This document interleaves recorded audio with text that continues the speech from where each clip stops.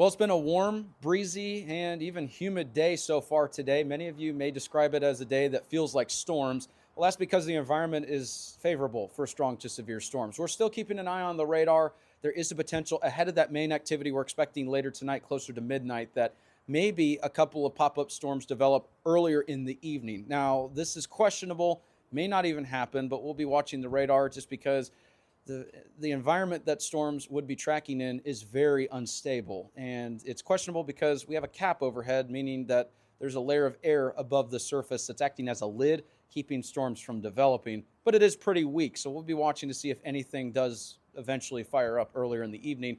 Main activity arrives closer to midnight. That activity would still be capable of large hail, damaging winds, and an isolated tornado.